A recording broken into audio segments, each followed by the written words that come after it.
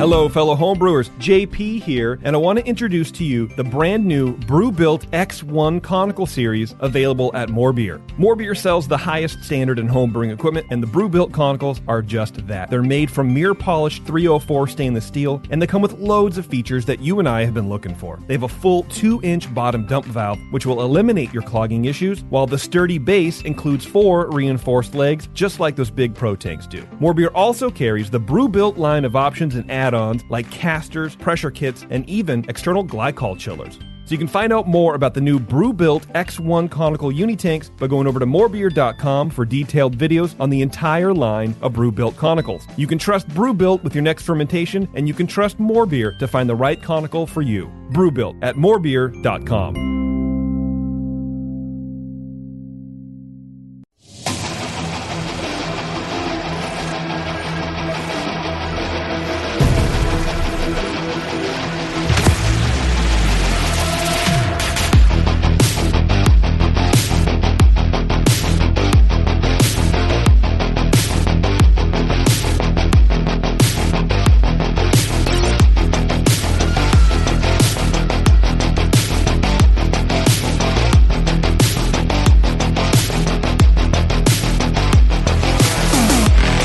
Good day, everybody. Welcome to The Session. I'm your host, Justin Crosley, back in the studio today. Been doing a lot of shows lately, which has been fun, and some amazing guests. Today is no different. I've got JC Tatro from Trillium out of, several places now, but mainly Boston, right, JC? Yeah, that's right. Yeah, we started our first brewery on Congress Street in Boston, in the Fort Point Channel neighborhood. That's right. Okay, back in 2013, right? March 2013, so 10 years ago next week. Nice. All right, we're going to learn all about that and the growth that Trillium has experienced since then. First up, let me just thank our sponsor, More Beer. They've been our sponsor today and every single day, as you know. Go to morebeer.com, check them out. They support not just home brewers, like I've been telling you all these years, but pro brewers now, too. You can get all sorts of goods from More Beer. In fact, if you're a pro brewer, go see them at the Craft Brewers Conference in Nashville. If you're a home brewer, come see us at the at HomebrewCon in San Diego, and thank them. Thank all our sponsors. Couple of announcements real quick. Spring Brews Festival tickets are still on sale. It's coming up fast. It's March 25th. Go to thebrewingnetwork.com and get your tickets. I officially have 60 breweries, which is full capacity. I can't fit any more breweries in the park. Although if on any given year, JC, you said you'd come to my Spring Brews Festival, I would make room for you. I'd kick out 5 breweries to make room for you. Just so you know. No. Well, make it 61, and maybe I'll be there. There we go. One of these years. So go to thebrewingnetwork.com, get your tickets for that. Also, if you're a professional brewer or an aspiring professional brewer, come to the California Craft Beer Summit. I'll be there. It's March 19th through the 22nd. Go to californiacraftbeer.com and get your tickets. Lots of amazing speakers and seminars there to get you up to speed on all sorts of things brewing. Plus, a lot of hospitality events that we'll be hanging out at, too. I'm doing a little talk with Chris White, which I'm excited about. So come see us there. Go to californiacraftbeer.com to check it all out. All right. Hey, let's get right to it, JC. I'm just so happy to have you on the show. And I don't have the beer in front of me yet, but I will the next segment. You actually, I was lucky enough to get some Trillium out here all the way on the West Coast for SF Beer Week. So thanks for doing that. Yeah, it's been cool to be able to kind of shake some volume loose and send them out to like these really cool beer events across the country. To our friends that know how to take care of beer properly and can appreciate it for what it is. For sure. Yeah, it's a super fun, special thing for us, too. And it must be unique because, I mean, let's just kind of dive into that. Like, I mean, historically, you guys had some fairly instant success, and it seems like you probably couldn't get much beer out of the tasting room for the first several years. Yeah, well, that happened. I mean, the instant success is sort of relative. We signed the lease in January 2011, and we didn't get open until March of 2013. Wow. So, it feels like instant to a lot of folks, but man, it was a real slog when we first got going. Esther and I we started with the little savings that we had, which wasn't much, so it didn't take too much for us to run out of money. We opened with 2 10-barrel fermenters. So it was sort of like a an unintentional limited supply situation, and oh, you can't get it, that means I want it more. And we were just scrambling to catch up ever since day one. So it was, that wasn't like one of those intentional, we're going to make supply limited sort of things. Yeah. I mean, I always tell the story to folks who come along, kind of join the team now. One of the worst experiences I've ever had with Trillium was on our second weekend of being open. We only had enough for maybe like 50 growler fills, because that's all we were doing at that point in time. Wow. 50 64 ounce growler fills of 2 or maybe 3 different beers, and I was standing in line with folks who were waiting for us to open, and I was telling them how much beer we had left, and basically did the countdown. I was like, okay, I'm sorry, there's only enough up until this person. Right. And then everybody looked at me like I was the biggest asshole in the world. Oh, no. Like, it's 4:45 on a Friday. How do you not have any beer left? What kind of place is this? And they just like turned around and walked away angry. And I was like, I can never do this ever again. We have to figure this out. This is the worst thing. They're like, we didn't open the brewery to say no to people and like disappoint people. And right. I couldn't think of any way to tell people they were excitedly on their way on their Friday to come get beer from the new brewery. They were out of beer. It was awful. It was really awful. That's so awful. In the beginning of the Brewing Network, our very first broadcast, and back then podcasts didn't even exist. It was you had to listen live. It was live streaming on the internet, and I did months of hype and promotion, not knowing if anyone would care or if it would work.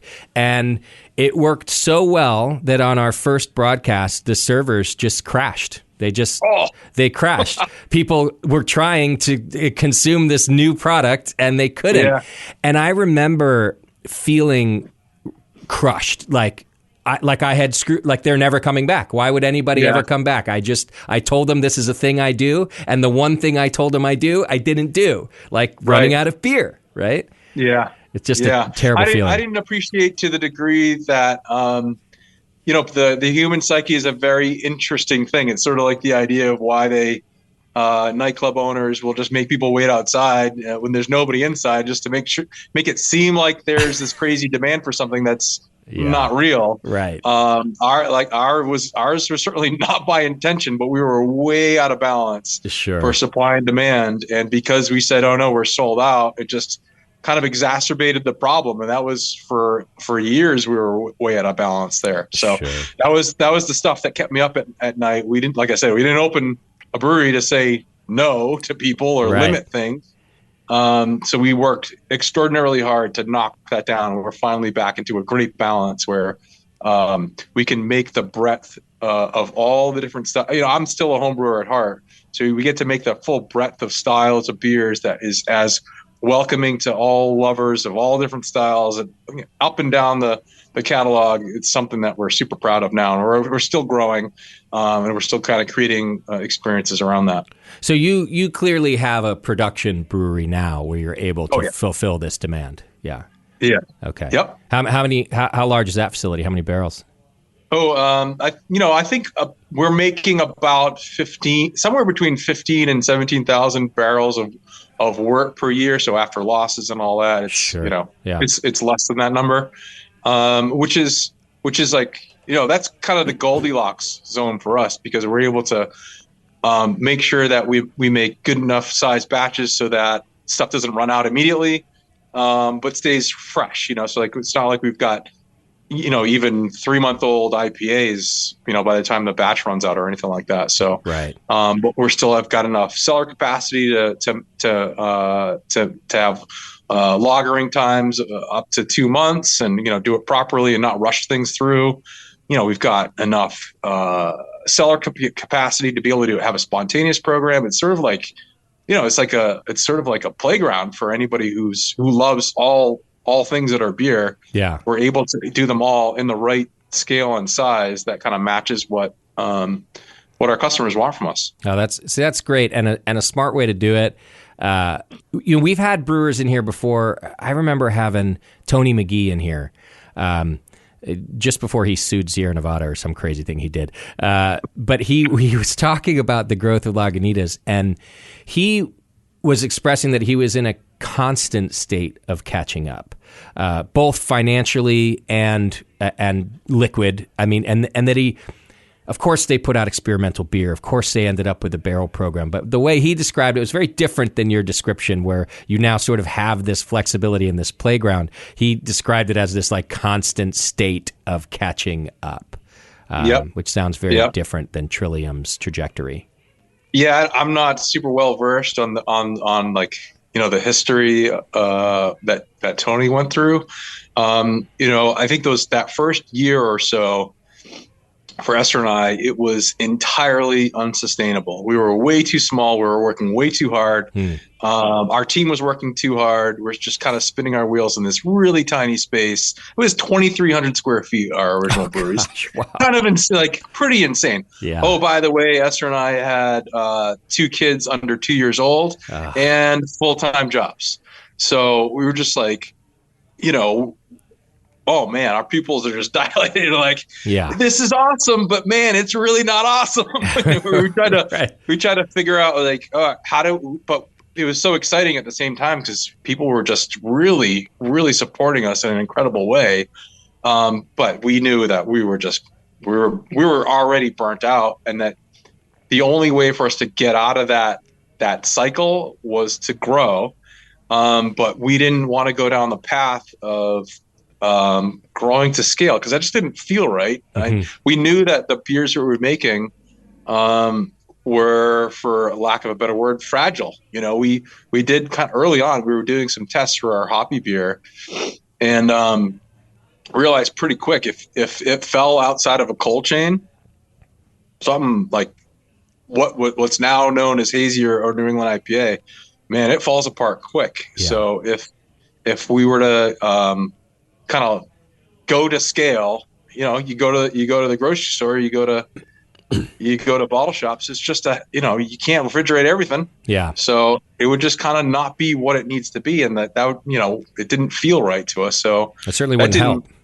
Yeah. It would, like, maybe it would have been awesome for a little while, and it would have flown off the shelves and all that, but it just didn't seem like a sustainable thing to us. It didn't really necessarily interest us either.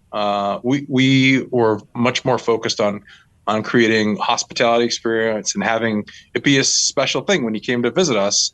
You know, there should be a sense of place kind of wherever you go in the world. It feels like you should kind of know where you are, not just be a copy paste of, you know, any other city or any other town. It should have its own identity. And we felt like we might have a little piece of that as being a little bit of the identity for what the Boston beer scene could be about, and be an exciting thing for people to come visit us. So we had that signal kind of early, and we had no idea what that meant. We just kind of took one step at a time and tried to address the huge problem that was in front of us, which is like, obviously you can't run a brewery that's sustainable out of 2,300 square feet. So then the next step was for us to open a production brewery outside of Boston in Canton, Massachusetts. And that was a 16,000 square foot brewery. And, you know, we went from 10 and 20 barrel tanks to 90 barrel tanks. And that just seemed like, wow, I can't even imagine filling one of these things, never mind selling all the beer. Right. But thank God we did that instead of kind of going to 30 barrel tanks or something like that. We would have just been right back in that same situation. Sure, but there's got to be something terrifying even in that. Like you said, you can't imagine moving that amount of beer. It's a gamble of sorts, you know. Yeah, I mean, I like to think of ourselves as being conservative, but obviously we're not. Like, we started a brewing business, like total maniacs when we were in our early 30s, and like kids and careers. Like, what a crazy move that was. Yeah, and then we just kept doubling down on it, but. You know, the business model was great. Our customers were coming right to us, and we didn't have to wait 60 days for a distributor. Like, you know, it was awesome. What were your former careers? So Esther, she did a number of things. She's got her MBA in business analytics, but Esther's your wife and business partner, I assume. Yeah. Yeah. But she followed her own passion. Obviously she's a huge part of why Trillium even exists. But she followed her passion. She started a fitness business where she had a team, and she did various fitness programs across multiple communities in the Boston area. And she loved that, and she was doing really well with it until like Trillium really really needed her badly. Yeah. So to a degree, she was very sad to leave her business, but also very excited as to what Trillium could mean in terms of growing the team and developing everything that we've built so far. Okay. And I was in clinical trial research, so my background's in biology and biochemistry. And I used to manage clinical trials, mostly in late stage development. So things that had already been on the market, and different physicians had different ideas about how to use something that was already approved in a novel or interesting way. Okay. And they would submit for grants and conduct clinical trials for that. Sounds like the perfect background for your brewing to me. Yeah, I mean, everything that we do, it's a science experiment at its heart, and it requires thoughtful use of the scientific design and execution of ask a question and try to answer it with a theory about what might come based on the different parameters, and try to control for all things. Right. All right. Well, before we dive into the beer, as part of this history too, where did the name come from? Trillium. Oh, so yeah, I'm a giant botany nerd. Okay. I guess. Yeah. Self-described, I guess. So I used to, be the 10-year-old, 12-year-old kid who would kind of just be pouring through all of my mom's landscaping and kind of like these almost like encyclopedias that she would have about different plants with native species and shrubs and trees and all that sort of stuff. Kind of a normal thing for a 10-year-old to be doing in the wintertime, Yeah. I used to love when the seed catalogs came in, and, that was just, I don't know, it always just was an incredible thing to me. And then everything would wake up in the spring, and, all the things I was reading about in the catalogs and in the books would be kind of waking up all around me, and I'd be able to identify all the different things that were growing. So Trillium was a very unique native New England woodland wildflower that had this incredible symmetry and balance to it that, even as a kid, I just kind of knew it was a very special and unique thing. There's sort of nothing else in the plant world that was similar to that. And,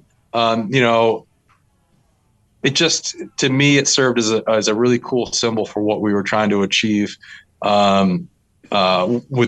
with our beer. So actually, this was back in the day in the blog days, and you kind of put together a home brewing blog, and I just need to, it's sort of like the stereotypical thing of like home brewers, like all you want to do is talk about beer and brewing to people, and like most people don't want to hear about it, right? So you want to make sure you're talking to the right audience, and kind of the only way for me to get it out was like in a home brewing blog to find people that could identify with what it is I even cared about, Yeah. So I named my home brewing blog that, and then eventually, through Esther's example and support and kind of starting her own business and making me realize it was possible to have a career that matched and kind of lined up with your passions. Yeah. Trillium turned into the beers that we made for our wedding, and then eventually our business here. That might be the best explanation for a brewery name I've heard on this show in all my years, man. That's a great explanation. Yeah. Cool. I love it. Yeah, man. Do you have it tattooed to your body at Trillium anywhere? I have zero tattoos. Okay. I was always the kid that was like, oh, maybe I'll get a tattoo. What would I want to be on my body for the rest of my life? Yeah. And then a year would go by, and I'd be like interested in totally different things. And we're like, oh, and then another year would go by, I'd be interested in totally different things. So I just never did it. Yeah, I got over that years ago. You just mark it as, well, that was just a different chapter. That's all. You can put the new thing on too. Yeah. Well, you've taken away one of my random questions for later in the show, because I like to ask, like, what are you super into that we don't know about, and now we know? Botany. Oh, I've got plenty of other things, so we can talk about something else. Okay, all right. I'll still throw it in there. Well, and this leads to a question I have about that I'm fascinated by, another part of your growth. You guys have a farm, and And it sounds to me, both in what you've just said and a lot of reading I've done about you, that you always wanted to be a farm brewery. Like, so could you maybe define what that means to you, to be a farm brewery? And then tell me about this farm project. By the way, I'm originally from Connecticut. So when I saw that it was in Connecticut, I'm like, oh, this looks like a beautiful, beautiful place. Yeah, we always envisioned ourselves to be a New England farmhouse brewery. Kind of hard to do when you're in the middle of the city, right? So, but we had to start somewhere. We didn't have a farm left to us by our family. Not independently wealthy to be able to just kind of throw down at a farm, just wasn't feasible. Yeah. So, but you need to start with a vision and to be able to kind of do things to embody it along the way. So we had always made farmhouse beers. It's hard to talk to somebody who's really into beer and not feel the romance and pull of the farmhouse beer origins and its approach to terroir and kind of using what the land gives you that year in your beer. And it might be different. It might be different this year versus that year. And you kind of hedge all your bets and have a multitude of things planted so that you can have that flexibility. So, we started with that vision. You remember in the early 2000 teens, is that the right way to say that? I'm not really sure. So. Yeah. 2000 teens. That's better than I hate the aughts when people just call it earlier than that, the aughts. Yeah. The teens. It's fine. Okay. Those beers were actually kind of, to a lot of folks kind of new and exciting as Belgian beer. Really, the imports were really kind of pouring into and maturing, in the U.S. beer culture. I had actually been doing quite a bit of traveling to Europe as well for work, and I'd peel off any moment possible to go visit some breweries or just try beer that we otherwise didn't have access to in the U.S. So, kind of learning about that, loving the beers, and having that kind of that innate desire or tie to agriculture and botany and kind of all things related. It just, clicked in my head. If we were to ever open a brewery, it would be a New England farmhouse brewery, but sort of like with a more modern approach and kind of not necessarily tied or beholden to only traditional approaches, but to kind of always be looking forward and to be able to reference those approaches. So, we being the intrepid home brewer and the beer nerd that I was, I cultured wild microbes from the grape skins from the vineyard where Esther and I were married in Stonington, Connecticut, and that became our mixed microbe expression. Early days until we were able to kind of one day have our own farm, start our own spontaneous program, and develop things that way. So to have a farm about five years into our existence was way faster than I thought was ever going to happen. And there's a pretty massive learning curve. Dare I say it's actually much more complex to run a diversified vegetable and small grain program than it is to run a brewery. I would guess. You can control the temperature on a fermenter, Yeah. You can decide how much yeast you're putting in. You can decide how much nutrient and oxygen, and it's a very controlled thing, and it is quite the opposite of that for farming. And you're effectively farming one species for most beers of yeast, and you've got 30, 40, 50 different species of plant you're trying to grow in the soil with billions of different microbes. Sure. So there's tons of different levels of complexities there. So we're learning and growing figuratively and actually at the farm until we get a sound foundation to be able to feel comfortable and confident that, okay, we've got this under our belts, we know what we're doing, and then we could build a hospitality program there too without compromising one or the other, while maintaining the rural nature of the community that we're in as well. So, was your scientific background and your interest in botany, this is kind of a weird question, but was it enough that you felt qualified to to dive into agriculture, or were you like, I don't know, man, we're just going to figure it out? That's a great way of asking the question instead of what are you thinking? How could you possibly approach such a complex discipline that would require more of you than is feasible? And how do you split yourself up between brewing, hospitality, running a business, being a dad, being a husband, being a friend, being a son, and you're going to run a farm that's over an hour away from where your house is? And the answer to that is you can't do any of those things nearly as well as if you were to solely focus on them. So, with everything else, you need to surround yourself with folks who know more than you, that have strengths that you don't have, and you just build on that. That being said, I also fully immerse myself into all the other things. So the stuff I do for fun is to take a master class in market gardening with my free time. You know what I mean? Yeah. I'm not a go and play poker with the guys kind of person. Not that there's anything wrong with that, but it's just I tend to, I don't know, my work and fun are two in the same sort of thing. So it's a lot of self-taught and a lot of experience kind of laying on top of each other and surrounding yourself with people that know what the hell they're doing. Yeah, those are kind of my philosophies too. I was raised like not the stereotypical, oh, you can do anything, son. Like, it actually wasn't like that. I was raised to figure it out. Like, I was if I was asking my folks about something, they would hand me a manual. Right? Like so I sort of relate to you in the sense that I'm like, well, but I like it and I want to, and I'm going to figure it out. I'm at least smart enough to figure it out. But I've also always, in fact, the Brewing Network's a perfect example, surrounded myself with people smarter than me to help me do that. But you can only take on, I think, massive challenges like that if you have that sort of mindset. Like, not that someone's going to do it for me per se, but we are going to figure it out. Yeah, absolutely. And kind of be realistic this is probably my personal fatal flaw. I always overestimate what I'm actually capable of in terms of not necessarily understanding or grasping a concept, but actually like how many hours there are in the day. Yeah. I used to be, and probably still to some degree is a very frustrating thing for esters. Like, hey, you said you were going to be done with that thing like 4 hours ago. Where'd you go? And I was like, yeah.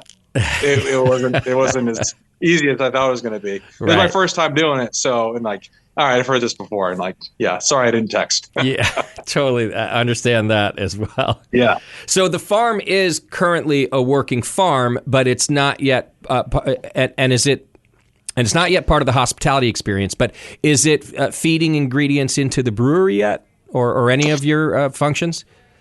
Yeah, so this is our fourth season running the farm, the agricultural program there. So growing ingredient for our two kitchens, one in Fort Point and one in Canton. Mixed vegetable program there. And early couple of seasons we ran some test plots for small grains and heirloom corn and kind of scaled those up over the last few seasons. One of the tricks for small grains as compared to vegetables, you can pick a tomato with your hand and put it in a crate and then bring it to the kitchen. Not really able to do that with barley or rye. Right. So you need specialized harvesting equipment if you're serious about it. And with the way that agriculture has gone in the world, there's effectively no new small scale small grain harvesting equipment. I see. So we were able to purchase a combine from a farmer in, I think it was Ohio, not Pennsylvania. It was an old clunker, all mechanical, but this was something that I put in front of our team, our facilities team. Do you guys feel comfortable purchasing this mechanical combine harvester with no computers? It's belt and gear driven kind of stuff. And if we need to fabricate a part and replace the rusted this and that, and everybody was up for the challenge, and we were able to get it online and run it through the rye fields and harvest our first rye. And we lent it to our neighbor who runs mostly a dairy farm last season, and he was able to he grew out a test plot of corn themselves, and in conversation with us, saying, yeah, we'd love to be able to buy corn from you, and they said, all right, we'll grow some, and borrowed our combine, put the corn head on, and we bought 20,000 pounds of corn from them. Amazing. Last year. So yeah, we're excited. We're part of the we're part of the founding members of the Northeast Grain Shed Alliance. It's a way to get like-minded folks within the a grain shed economy, and that's brewers, bakers, distillers, academia, farmers, kind of up and down the supply chain, and maltsters, and it's a way to figure out how we can become a little bit more self-reliant, with small grain production, and do something similar to like what Freestyle Farms does, and kind of shorten that communication chain up to make sure that farmers are growing what brewers want, right, and vice versa. Yeah, and doing it at the right scale and the right quality, and if we can shorten that communication chain up between farmers and bakers and distillers and so on and so forth, and grow the varieties that work for everybody, and get a good price point for and kind of, instead of exporting that economy out to different parts of the world, we can be more self-reliant and enjoy some of the economic benefits around that. And I think everybody generally would prefer that their beer, and food are from the area that they're in. There's kind of a sense, again, that sense of place. So we're it's kind of goes back to our original vision and mission. We're not here to be Trillium by ourselves. We want to really be deeply embedded in the communities that we're in. It sounds like the goal isn't that 100% of your ingredients would come from these small farms. But it's a supplement, and it's a piece of it. It's a healthy part of it. Yeah, I mean, there's for any restaurant that's purporting to be self-sufficient is not telling the truth. I've totally wondered about that, where people are like 100% of our ingredients come from our farm, and I'm thinking, what? Absolutely not. Even if you're in Southern California or whatever, it is impossible. Yeah, absolutely impossible. Okay. Yep. Yeah. And then, and I don't want to, we have so much to cover, but I am curious, where's the grain being processed after you harvest it? It has to be kilned and such, right? Well, yeah, if you're gonna then malt it, then that's an additional step. So, so there's two approaches there. You can, on a super small scale without the infrastructure, you can do something like, floor malting and, get up every 6 hours and rake it and turn it. And, I'm not asking our team to do something like that at this point in time. Having gone to witness what that actually is at places like Hill Rock in New York, and I've seen floor malting happening. And, if you've got the team and you've got the right people, so you're not asking people to get up at 2 a.m. to rake the malt, and you can do that. But, you certainly can use unmalted grain as a portion of a grist. Okay. No problem. So is that what you've done so far? Pretty much is use unmalted. Yeah. We've used some corn as part of a grist in several lagers.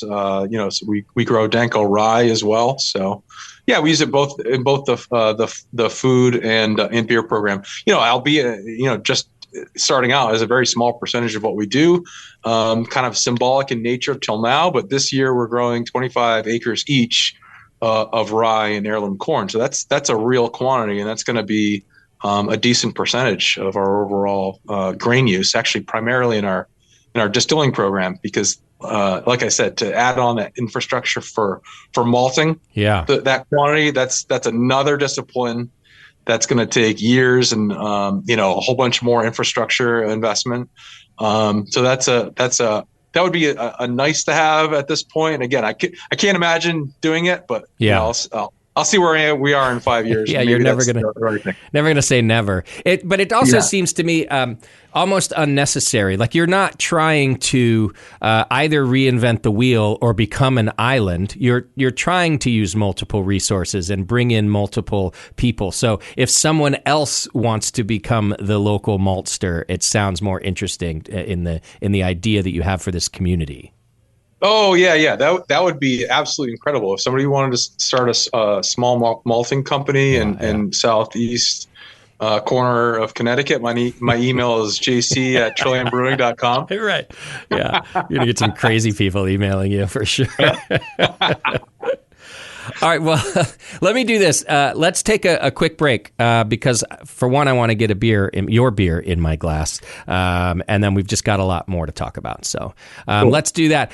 You're listening to JC from Trillium on the Brewing Network, and we'll be right back. Welcome back to the program. We are still hanging out with JC from Trillium, and I just got some beer in my glass, which I'm excited about.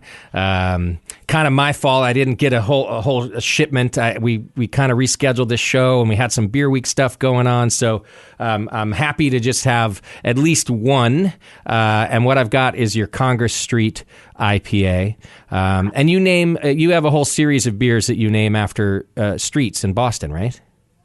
Yeah, they're actually immediately in the Fort Point neighborhood where where our original brewery was, which was right on Congress Street. Mm-hmm. That total shithole that we started in, it was absolutely brutal. The lowest hanging pipe in that space was 8.5 feet. So it was an absolute monster to operate out of there. And God bless our team, man. We had one pit drain in the middle of our cellar.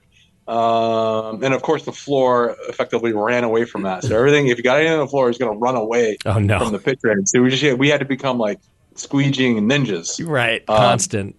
Yeah, yep. But yeah, our big restaurant in Boston is still in the Fort Point historic neighborhood. It's in this awesome brick and beam building. We actually removed the floor on the first floor to be able to bring it down to grade because those were all operating industrial buildings from 150 years ago. So we had to to make it more hospitality friendly, we removed the old floor. We actually kept the reclaimed beams, and those are now tables in our Canton location. These giant wooded beams are pretty cool. Yeah.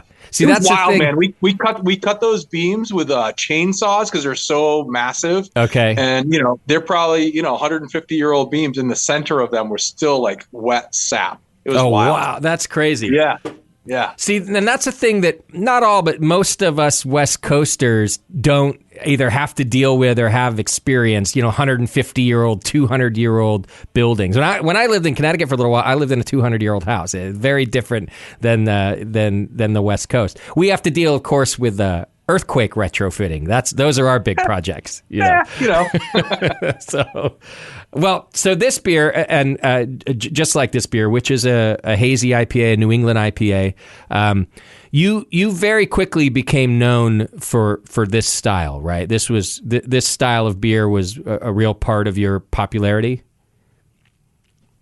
Again, it wasn't necessarily by design. We had some examples. You may have heard of them, folks like The Alchemist and Hill Farmstead that were they were getting very different expressions of hop forward beers than we had otherwise experienced till then. Sort of in the early 2000 teens or whatever. We're trying those beers and just like, wow, it's just so expressive and there's something different about it. And yeah, they're a little bit hazier than we just, kind of thought that was just because they were putting more into it or something of the varieties or something else was happening.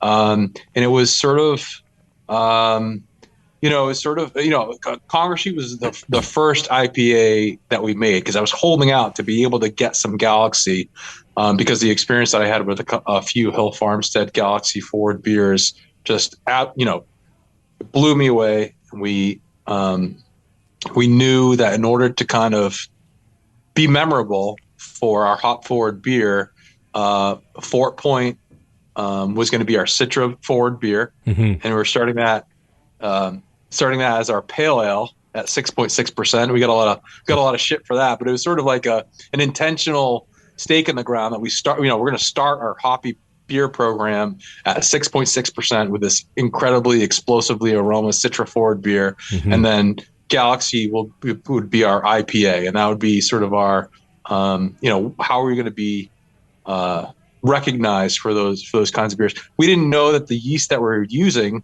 was a biotransformative yeast, and kind of the more we would nudge up the temperature, because like one of the rules from then was to actually get rid of the yeast in your beer, or at least drop out some of it when you dry hop, because the yeast would actually drag out hop aroma.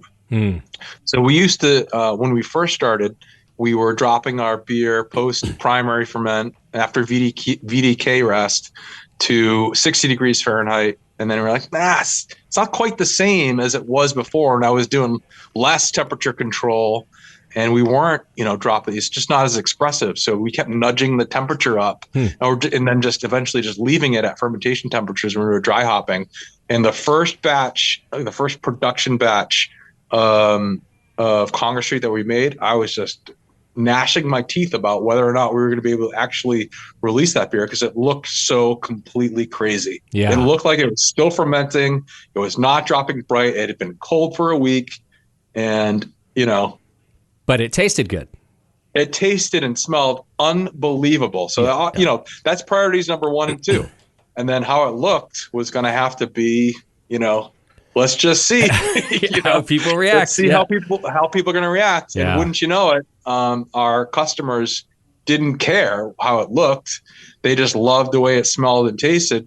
Lots of other folks in the brewing industry were very upset with how it looked. Yeah. But we kind of had to go with our gut on it and just say, we don't really know what's happening, but it is unbelievable.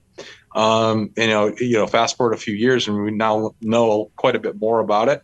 But it was sort of just starting with the rules and then kind of going outside of it a little bit, and just kind of continuing to explore and control for one thing. And just, the idea of continuous process improvement is kind of what led us to that. Plus, these new world hop varieties that were just so incredibly expressive, in combination with the right yeast. It's kind of amazing that those two, the hop varieties, like you said, really were, and they still are, just expanding and becoming more and more expressive. At the same time, this style comes out where we discover yeast can help with that. It's kind of amazing that happened together. Although I feel like that's the history of beer. Like beer's just been this random, conglomerations of this wonderful product since the beginning, right? Fermentation itself. It's always going to be a progression as well. Of course, there's moments frozen in time in certain beer styles, and they were an expression of time and place and knowledge and the equipment and in the personal preferences of the community in that time. And it's awesome that we have those things to look back at as like these little time capsules. And someday in the future, New England or hazy IPA is going to be, that was from the early 2000s. That's so old fashioned. That's going to be, that'll certainly happen. Probably within our lifetimes. Really, I think you're probably right. Yeah. Now, so before this, had you even commercially brewed a clear or West Coast IPA? We made a few again 10 years ago. Belgian IPAs were super popular and like a really cool, interesting new expression of IPAs. So we had a series of beers called Dry Stack. Dry Stack is like a way of building walls in New England. We're basically just like stacking glacial deposited stones on top of each other to get them out of your fields. From your farming fields, and put a property border around your around your property. There's actually more stone in New England dry stack walls than there are stones used in the pyramids of Egypt. That's it's just amazing. like an unbelievable amount of stone was moved by hand by folks. Separately, totally different show. We can talk about sheep mania that swept across New England. That's a totally different show, though. It is, but you just gave me an idea. I've been trying to think of a new podcast, and I need to do one with like brewers, like weird knowledge that they have about things. Where that's the perfect topic. Perfect. Yeah. Yes. Merino sheep came in from they were smuggled into, I think, Vermont from we'll save it for the show. Yeah, save it for my new podcast. You'll be my first guest. Love it.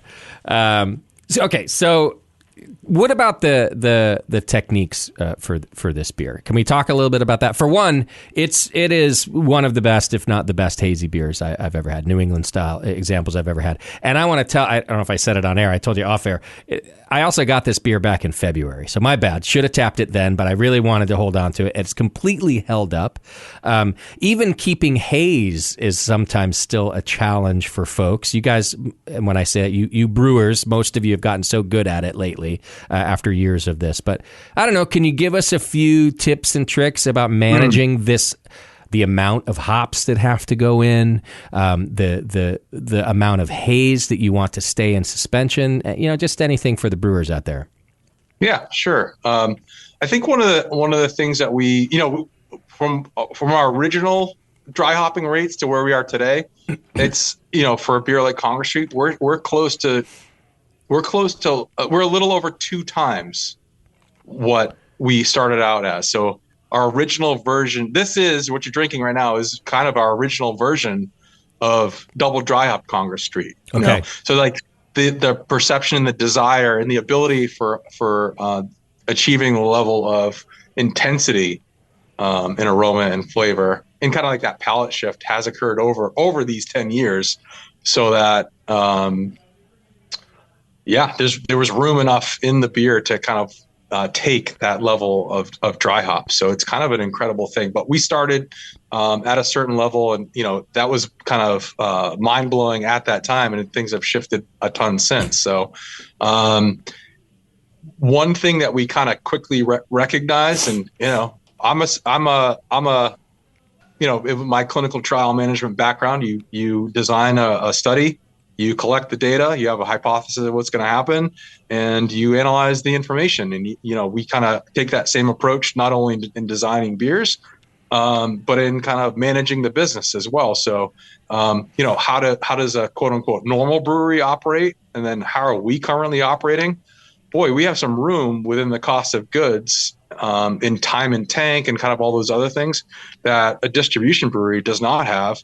So, we were able to let our beers condition, our IPAs condition on a lager timeline. We were giving them 3 and 4 weeks. Wow. We were able to spend way more on cost of goods, and we weren't as encumbered to conduct experiments like adding kind of crazy amounts of hops and taking a very low yield, because we're selling our customers were able to support us in the way that they did. Sure. So, we were able to kind of push on the edges of those things and, put more hops in. Right.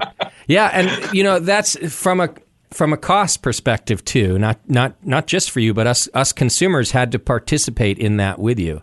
And that's still happening, by the way. I work in my tap room all the time on the retail side.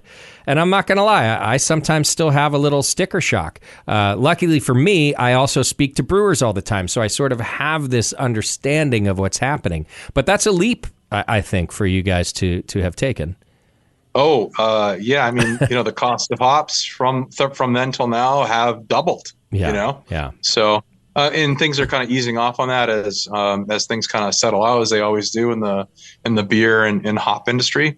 So that was one of the things that we started to really evolve on. I think, again, as a normal brewery, most folks are very reticent to change their recipes or change their approach. Or, once you found something that you really love and your customers really love, a lot of people kind of write it in stone and say that's what it is and that's what it's going to be, because changing it is antithetical to how you make consumer products. They want it to be consistent. And yes, that's true to a degree, and making giant shifts is probably not a great idea from batch to batch.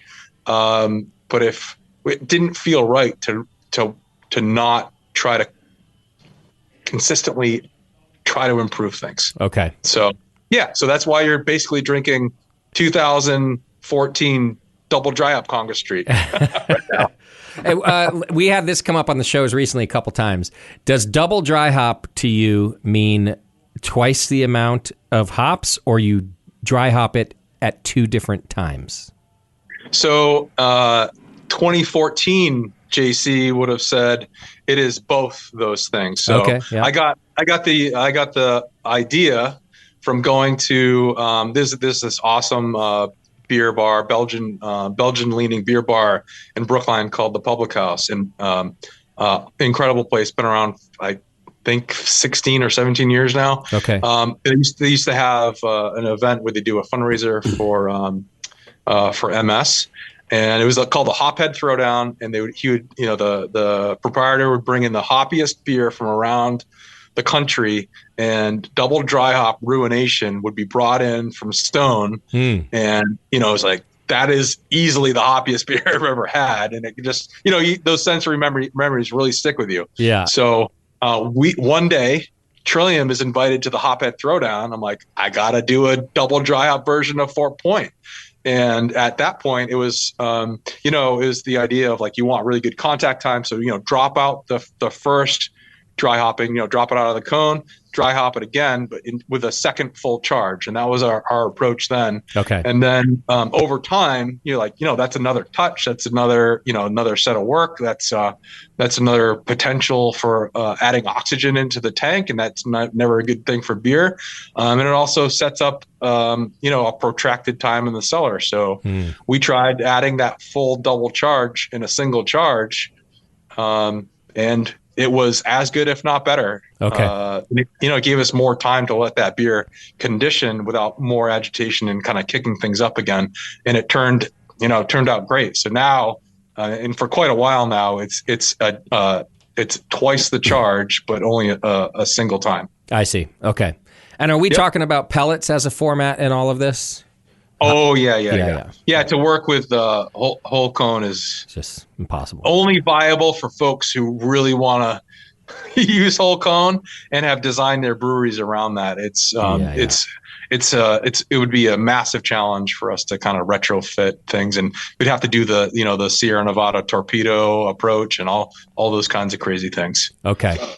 Well, what is your approach, like your technical approach to using these massive hop charges and hop loads in beer? Do you have special equipment or techniques for that now? Yeah, we use the Amco manufactured. I think they call it's the dry hopnik. It's a vessel that you can load on the ground, and it's a pressurized purge vessel, and you get a beer loop going from the bottom of the cone. You throw it to the top of the tank.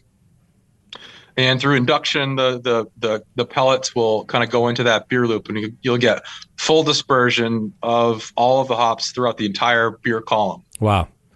And our team gets to do the dry hop with their feet firmly planted on the ground. So nice. Safety is always front of mind. It's within our within our core values, and we talk about it and consider it all the time. We have a full-time safety director in the program, and constantly doing audits, and it's an important thing for us. And any opportunity that we have to both improve and making an infrastructure investment to both improve the beer and increase safety it's like a no-brainer for us. So, but we found that we're able to get way bigger impact in using that device than if we were to just top hop, just the classic open up the top of the tank, dumping the hops, maybe agitate it from the bottom of the tank once in a while using CO2. So we could have backed off on the amount of hops that we use, but we're very excited to get more intensity. Yeah, we got more, and particularly at the time, people were just interested in more, so we just kind of rolled with it. One interesting side effect of that we were not expecting was actually better yields. So when we were throwing up taking the entire volume of that tank and kind of agitating it out, you were getting better contact and bioconversion with the yeast as well, we thought. But the yeast in the tube typically will fall into the bottom of the cone and will stick to the sidewalls, and then kind of have this kind of like you'd have this shape in the bottom where it'd be more difficult to set your racking arm kind of on the lower position. But when you kind of toss that all up into the beer column, we found that it would actually settle farther down because it wasn't sticking to the sidewalls as much because the yeast was mixed very well with the hops. Interesting. So we were able to drop our racking cane lower, and we got better yields from that. So that was something we did pretty early on, probably 2015. And more recently, we invested in a device called a centrifuge decanter. So it's like, it's like a super powered version of a typical centrifuge. Centrifuge is a device that kind of spins beer and kind of exerts a centrifugal force, kind of like a gravity kind of thing where, the solids would be kind of pulled to the side and then eventually ejected. And it was a way for us to remove the hop mass from the beer and kind of increase both quality and yields that way. And we heard about this device from a German company called Flottweg. And it's kind of including that centrifugal force, but also kind of adding a corkscrew mechanism to it that would kind of really improve the efficiency and be more gentle on the beer than a typical centrifuge. And the yields were even better than a centrifuge. Yeah. It was better at removing yeast and kind of all the above. And it was a continuous process instead of the bowl needing to clear on a centrifuge. So that allowed us to push our dry hop loads even farther. Wow. So we make these totally insanely dry hop beers, well over 10 pounds, 11 pounds per barrel, which I talked to some brewer and they're just like, what the hell are you doing? That's just dumb. You know? They feel like you're wasting money. The only way. The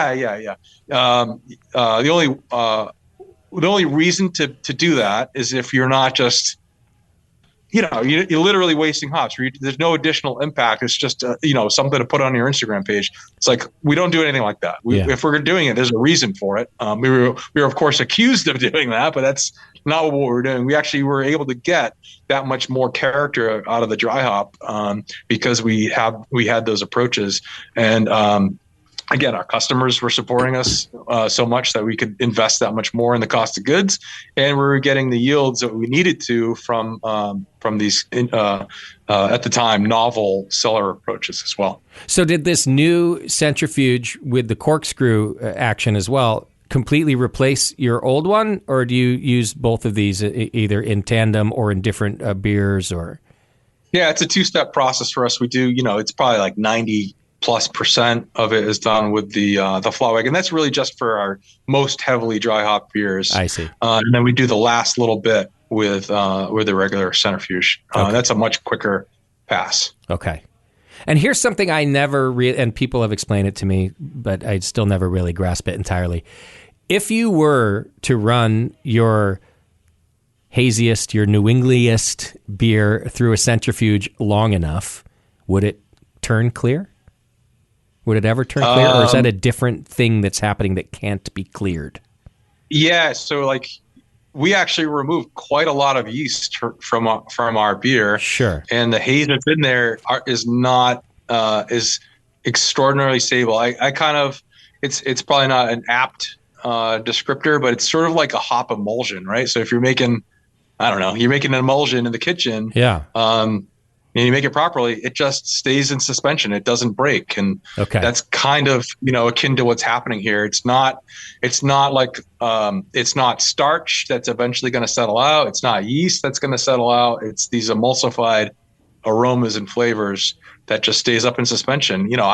We have some beers in our quality archive that's, been in there for 3-4 years and still has a very prominent haze to it. Amazing. Yep. Okay. And then we could talk hops all day, and we probably will on another show. But I have to ask you, what about lagers? And I'm asking you that for a couple of reasons. Being originally from the East Coast and still having family there, East Coast is a lager place. So it always has been in terms of kind of old school beer people, right? But also craft brewers are getting so damn good at it that you must be diving into, or maybe you have the whole time into lagering as well. Yeah, so for the first, 4+ years, it was breakneck. Don't run out of beer kind of thing. And hops was really driving the bus until we eventually could kind of catch up to things. Lagers was always, something that I personally loved for years and years and years. And, our desire to have that full range beer styles represented in our tap rooms, to be as welcoming to as many people as possible. And, lager checked all of those boxes, not just for me personally, but for what we wanted to achieve, what we wanted to offer our guests. But we just couldn't do it. We were just like, we would run out of beer if we tried to make lagers. And that, again, from that early experience, that felt antithetical to what so we just had to be patient and wait until we could, build the infrastructure and have enough cellar capacity and build the team. We actually put in some extensions on our mezzanine to be able to, instead of a lagering cellar that was below ground, we actually had a lagering mezzanine. We were able to crane in these 30 barrel lagering tanks, and they're still there. Nice. So that's where most of our lager production started and still is. And are they horizontal tanks? So I'm trying to get a picture of this. Yeah, so horizontal lagering tanks. Horizontal tanks, and we, it's kind of mismatched with our brew house and the rest of our cellar. So most of our batches end up going into 2 or 3 horizontal tanks. Okay. But it's just, that's the limitation of one of our spaces, our space there. So with the new build and the new brewery, we're going to be kind of a 1-to-1 with our horizontal tanks for our lager program. But we've been doing that since late 2017 or so. So we've been making quite a lot of lager, I guess quietly, for quite a while. Yeah. I mean, it's in the, I don't have the numbers in front of me. It's in the several thousands of barrels of our production is in lagers. Yeah. Okay. And so do you see that as a big part of craft beer's future, of your future lagers, or are hops always going to remain the champion? It's the more I think I know about what's going to happen in the craft beer world, the less I'm confident to be able to predict things. Sure. But yeah, absolutely. The demand for lager in our particularly in our tap rooms continues to go up, and it's super heartening. It feels like the most durable, most durable thing. They tend to be much lower alcohol. They tend to appeal to a much broader number of people, from people who are kind of not wanting or just kind of nervous about dipping their toe into beer, or kind of, more local beer and less macro beer. And it kind of goes full circle to people who've been around beer for decades. They're almost always reaching for lagers. So, appealing and kind of feeling like that customer is recognized and appreciated. We're super thankful to be able to offer what we do. Yeah. Plus, like you said, kind of the trend in low calorie, or just thinking about your health in general, then, there are and will always be us beer geeks who want to try everything, and the biggest thing you have and the smallest thing you have and everything in between. But from new and younger drinkers, it seems to me that there's less and less that want the biggest beer you make, and more that want something a little healthier, if that's probably not even the right word to use, but I think you know what I mean. Yeah, I mean, everybody's an individual, right? So, there's folks in all aspects and all spectrums of what they prefer and appreciate. Hopefully this isn't taken in a derisive way to craft beer nerds, because I certainly consider myself one. Yeah, same. But I think more and more we are appealing to normal people, right? Yeah. Which I wear as like a badge of honor, because those are folks who live in our community, and they're coming to see us not because it's the most exciting thing that's happening in craft beer. It's just like they love the experience. They feel comfortable bringing their friends and family and having a great time and drinking our beer, not because it's highly rated or whatever. It's just because that's their local brewery, and we're able to fill up the place with craft beer nerds, but man, a heck of a lot of normal people too. Yeah. Don't you have a spot now, like right near the ballpark in Boston? Yeah. It's in the Fenway neighborhood near Fenway Park. I'm so jealous right now. So I haven't been to Fenway in years. You weren't there. You were a chemist then. When I was in the Fenway. No, I was never a chemist. I could never bring myself to go to grad school or get a PhD or whatever. Yeah. Well, what's the most popular beer that sells on game days near Fenway? Do you know? Or style? Is it a style or whatever? Yeah, I would guess it's it's definitely whatever we've got pouring for IPA. Like I said, we don't really have the flagship IPA. that's kind of on and available all the time, but we'll probably get to that soon where we'll have Fort Point and Congress Street on and kind of available. I would venture to guess that Congress Street would be the most popular beer that would be pouring there. Okay. But man, right behind it are the lagers for sure. That's what I was thinking, is that there you might just inch over the IPAs. Maybe if it was going to be anywhere, it'd be near the ballpark. So Yeah. Are you a baseball fan at all? I grew up watching the Sox, the Sox in 2 in the morning when I was a kid. Yeah, I couldn't stay up late enough to watch the games, so I'd watch them on Nesson in the morning for sure. Yeah. My old man's a Red Sox fan. I'm a Giants fan because I grew up out here. But that's okay. That's okay. You love it. But I did get to go to Fenway. And anyway, you guys got a good team this year. It'll be interesting to see. It's gonna be kind of fun to watch. No, you guys are all right. You're all right. You lost a couple people, but you're gonna be. I think you're gonna be okay. Yeah.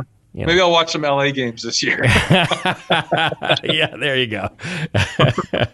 Okay, and then last on the beer side, certainly not least, of course, and you've been on our show, The Sour Hour, a couple of times, but you guys have a nice mixed fermentation program as well, and it sounds like that's something you've always had too since the beginning, maybe bigger now, but you were always interested in mixed fermentation.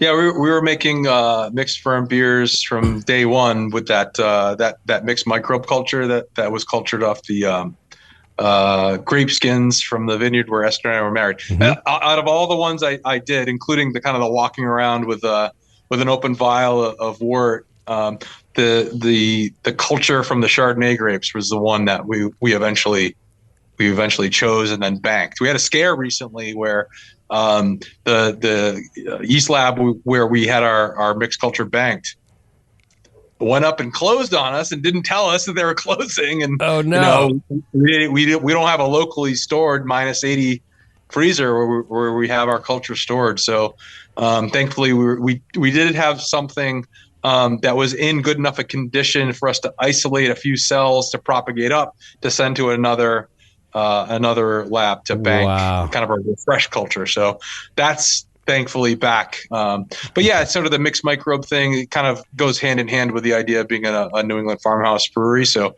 making those for quite a while. And then one day, hopefully being able to have a spontaneous program, sort of the fullest expression of both terroir, both, from the small grain perspective and the microbes in the air was a dream of ours, and we're in our 6th spontaneous season now. So that's that you're doing out at the farm, obviously. Yeah. No, we don't have brewing infrastructure at the farm, so we do it at our Canton location. Okay. And I only felt comfortable doing so after having visited Cantillon. So. Mm-hmm. They're in the Seine Valley. They are very, very, very much in the city. Oh, heck yeah. So kind of visiting there and kind of looking around saying, hey, where are all the pastoral fields and orchards and all that stuff? Yeah, if he could do it, you could do it. Totally. Yeah. So Canton isn't nearly as industrial and city center as that area is for Cantillon. So we felt good about that. And still today, we brewed a spontaneous batch 7 or 8 days ago, and every single time you hold your breath and you wait for it to take off, and you're smelling the krausen that's coming out. Is like, is this going to be okay? Does it go into? You have a cool ship there, or we actually have quite a large cool ship. It is 50 barrels, and we decided to back off to doing 35 barrel batches, just to kind of get the right batch size to get enough blends and so on and so forth. So.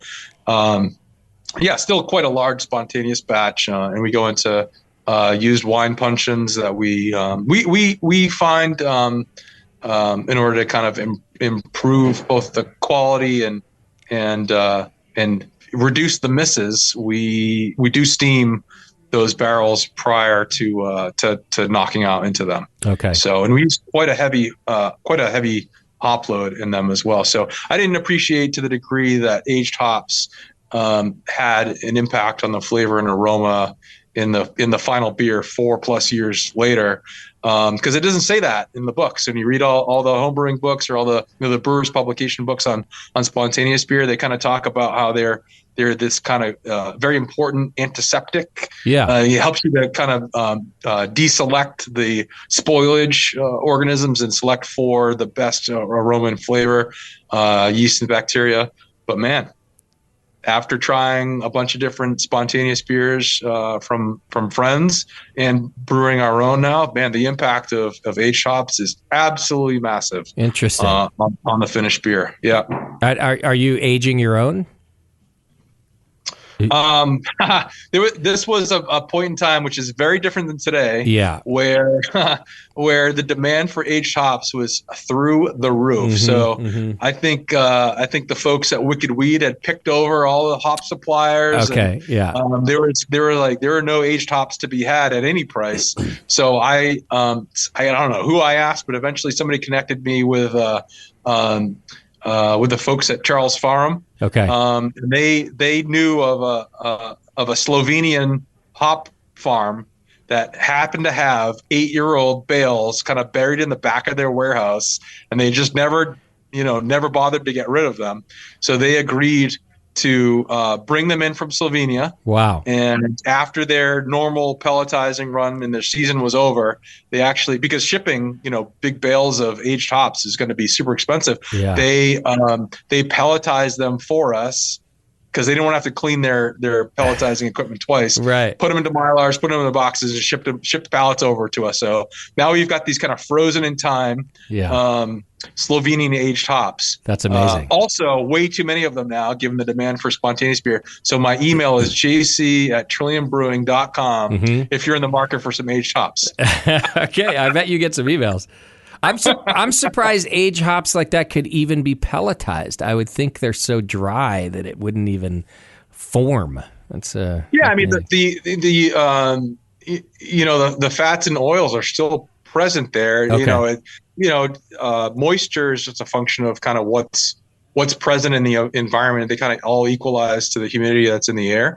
So when they put them through the dye and it kind of forms that pellet just like a fresher hop would be. Probably lower overall moisture than it would be from kind of freshly kilned hops. But yeah, no problem at all. So when you pop open one of these Mylar bags, can you describe? I mean, just cheese and like what I can't imagine. Yeah, ours aren't. Maybe because they were so low alpha and they were just kind of low oil hops to begin with. Ours don't have that kind of intense cheesiness that you would otherwise find. And their age. They were in burlaps in an unconditioned warehouse for 8 years. Yeah. So a lot of that, if it did get cheesy at some point, probably dissipated. So they're very kind of like, best way to describe me. If you're from New England, it's sort of like a field of wild grass at the end of the summer after a long drought. So it's very hay-like, but with more depth and more earth. And still has like a floral element to it, which is really, really cool. But not sort of that gamey, cheesy thing that you can kind of sometimes experience in aged hops. So yeah, when we first toss them into the boil for a spontaneous beer, in the books it says you want to boil all that bad stuff off so it doesn't end up in your finished beer, and that's not what happens. We actually just started putting some of the pellets into the cool ship at the time of knockout. So it spends a little bit more time. It can actually pick up a little bit more of that hot character. So yeah, we'll see how that goes in a few years. In a few years. Is there a name for your series of mixed fermentation beer? Yeah, it's called Habitat. Okay.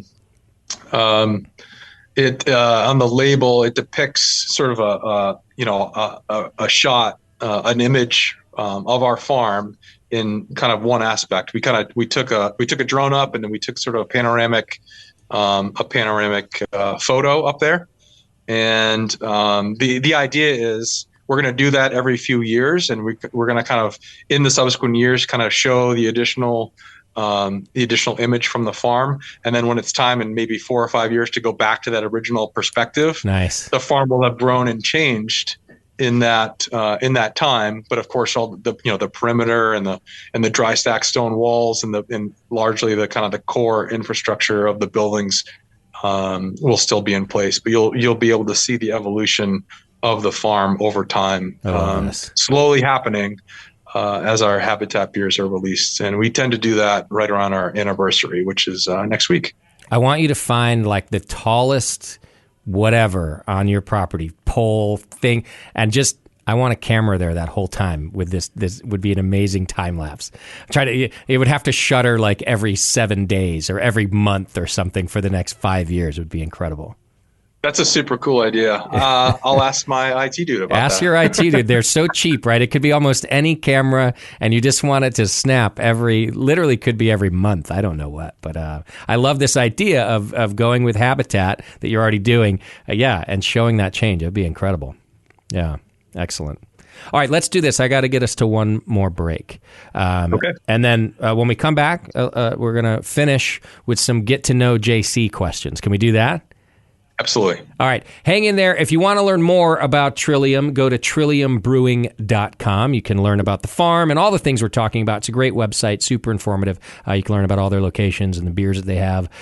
So go to trilliumbrewing.com. We'll be right back on the Brewing Network. Welcome back to the session. We are still hanging out with JC from Trillium. Go to trilliumbrewing.com to learn more about all the things that we're talking about and how you can go see them out there. I'm kind of wishing, I'm super stoked that the Craft Brewers Conference is in Nashville because I love that town, but I need an excuse to go back to the East Coast. I was kind of wishing it was back there. In fact, the last time I went to Fenway, as we were talking about earlier, was when the Craft Brewers Conference was in Boston. So that was really a long time ago. Yeah. All right, let's get to know JC with some random questions. And real quick, don't forget about our wonderful sponsors. Like the 21st Amendment, Watermelon Wheat is back. It's in season. It's a delicious beer. So check it out. Get your cans of Watermelon Wheat now from 21st Amendment. Also, the Beersmith brewing software is still the best brewing software on the market. You get a free 21-day trial. So go check it out at beersmith.com. Okay, here we go. I'm going to start with some beery stuff and then do a bunch of other ones in the middle. But what's your favorite Trillium beer right now? So it doesn't have to be all time. Just what are you drinking now when you grab a Trillium? Dear Lord. Oh, my God. It's easily one of the most difficult questions you'll ever ask a brewer. And I've noticed a lot of brewers will answer in the way that their marketing team wants them to answer. Okay, like, yeah. Whatever beer is the one you want to sell the most of, you know? See, I always, while you're thinking about it, I can never answer the favorite of all time, but I never have trouble with the right now one because but I'm also like a creature of habit. So I'll find one and I'll stick with that for a month or two, you know? Yeah. Just whatever it is. I'm going to be boring and say Pilsner. Your Pils, okay. That's all right. All right. Yep. What's your super traditional, German style yeast and Czech sauce hopping and really firm on the bitterness and man, it's good. Is it just called Trillium Pilsner? Yep. Yeah. Nice. What's your favorite non-Trillium beer right now? Anything? Do you have a go-to beer? Well, I just visited the folks at Tilted Barn in Rhode Island and tried a whole bunch of their beers. My memory is total shit, so I'm not going to be able to tell you what the names were. I mean, whenever like you're with a brewer, they just keep putting beers in front of you and just kind of trying their stuff. And like they sent me home with a case and a couple bottles, and nice. Their stuff is really cool. And again, it's like that. You just appreciate it so much because it's an awesome expression of who they are as people and the experience they're trying to create for their guests. So yeah, go check those guys out. They're in Exeter, Rhode Island. Okay, excellent. All right, what would I think or people think is the weirdest food combination that you enjoy?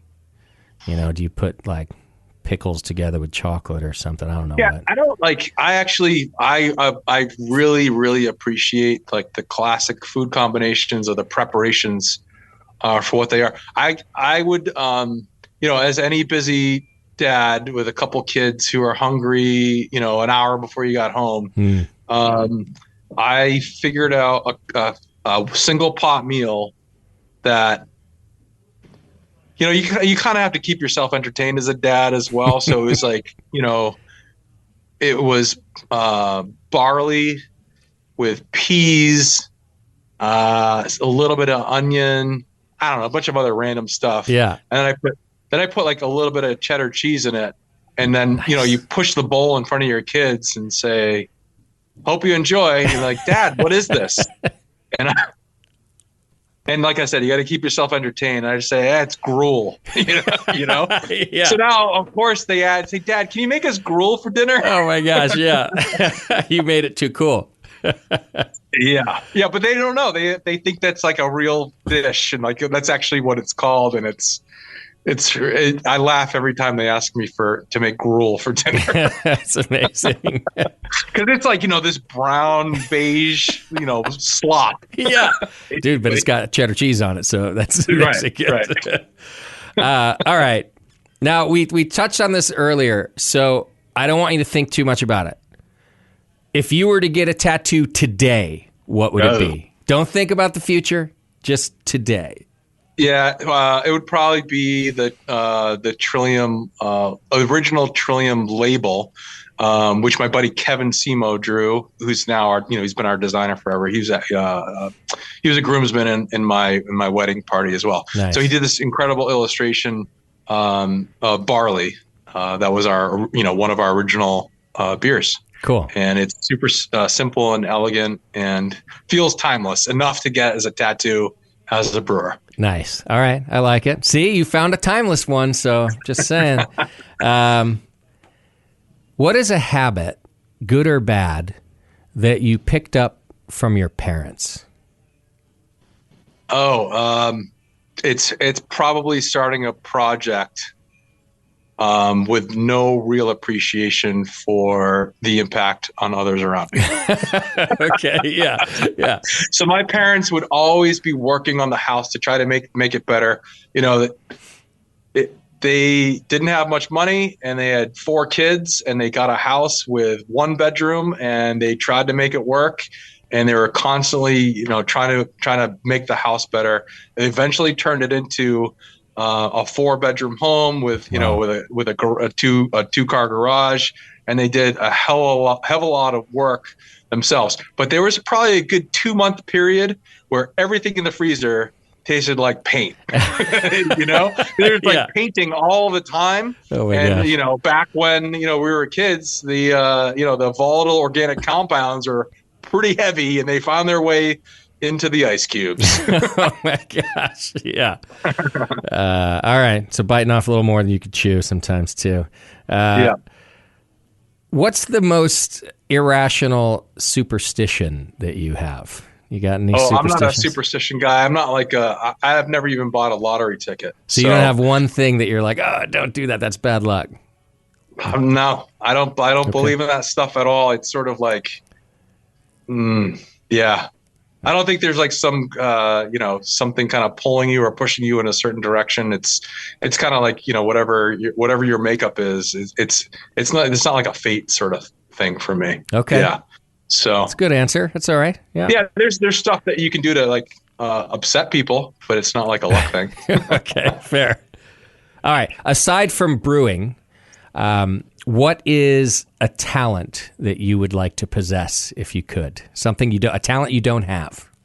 Yeah, I definitely, as a kid, I definitely wish I could be a musician or sing. That's probably extremely common.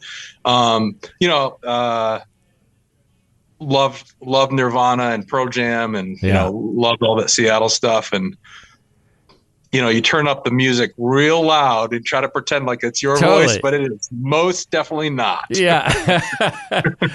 Yeah, I had a similar one. So I am a hack of a musician, so I can do it, and I can sing a little and stuff. But I always wanted to like really be able to sing. right? Like when you hear, you know, I don't know, Jimmy Page, and when you hear, Robert Plant rather.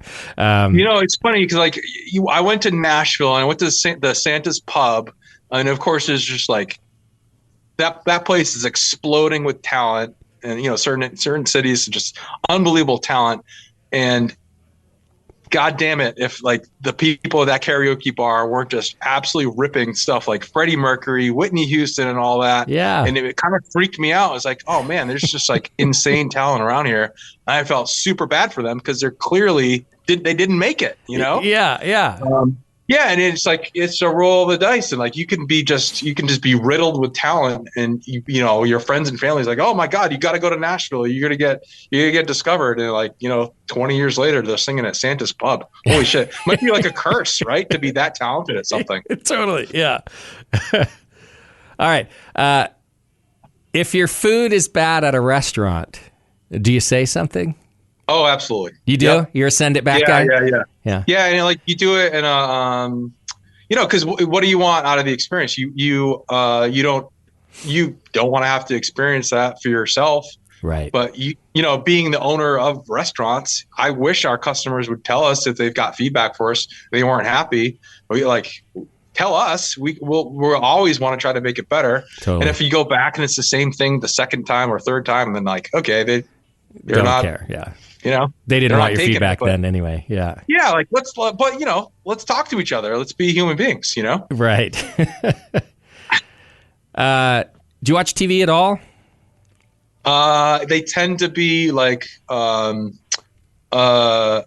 in situations where I'm completely spent and just like, all right, I'm just going to watch 6 hours straight. Okay. I like series. That. Yeah. You know, I'm kind of the same. Yeah. Once I sit down and it's like, I need to do nothing for a bit, get the brain doing something, nothing. Right. Yeah, I need a little separation from my day. So then what's your favorite TV show just from the last couple years? I don't know. You got anything that's like, oh no, this one really did it for me? I don't really keep up with current shows, but man, I just always go back to Arrested Development. Holy cow. It's just joke after joke and callback after callback. It's a show that I don't know that they'll be able to ever to make something like that again. Great show. Absolutely great show. All right, one more. And this one is a beer question with a twist. Is it difficult to do what you do for a living? Yeah. I mean, I sometimes I now, having kind of lived in this world for a little while, I really wish I had the separation that I had with my prior job. Because yeah, you're invested in your work and you care about it, and you like spending time with your coworkers and colleagues who then of course become your friends. But when you leave at the end of the day, you kind of have a more clear separation from that, and that allows way more time and space in your head for your other priorities, of which there are many. Like I said, kind of at the beginning of the show, being a good dad, being a good husband, son, friend, all those kinds of other things.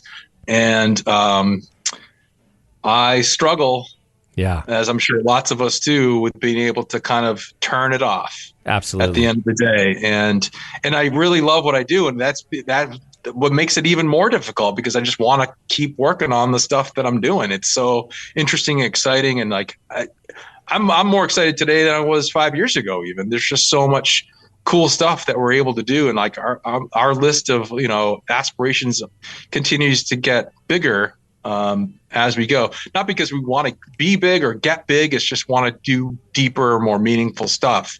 And we're now at the time that we're able to kind of really dig in on those things.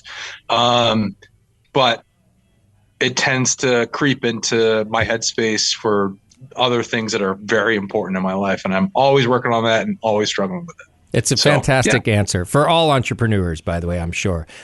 I don't really dream about another career. I like what I've built. I like what I do. But there are definitely times where I long, and I would never want it really, but I long for a 9 to 5. Kind of what you're saying. Like I long for like when it's not my company, when 5 o'clock hits, I did what I got paid for. Now I'm going to go do what my brain wants to do, something completely different. So I can relate to it in that sense. Even though I would never really wish for that, I just sometimes long for it. Yeah, maybe there's some value in an actual sabbatical, like going on vacation for a week.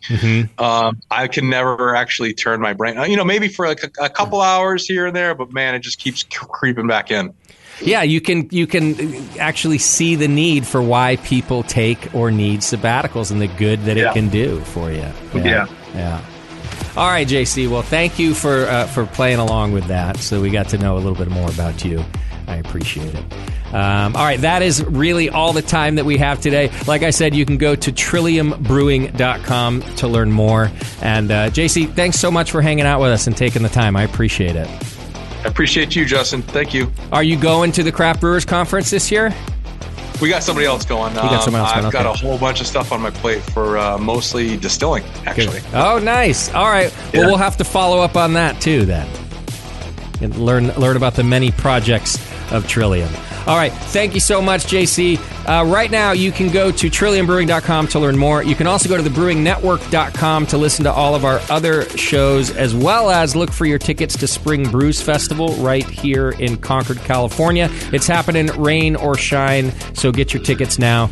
We got a lot more coming up. We're also going to be at the Craft Beer Summit. That's next week. So if you didn't get your tickets for that, go to californiacraftbeer.com and hang out with me there. In the meantime, take care of yourselves and your beer.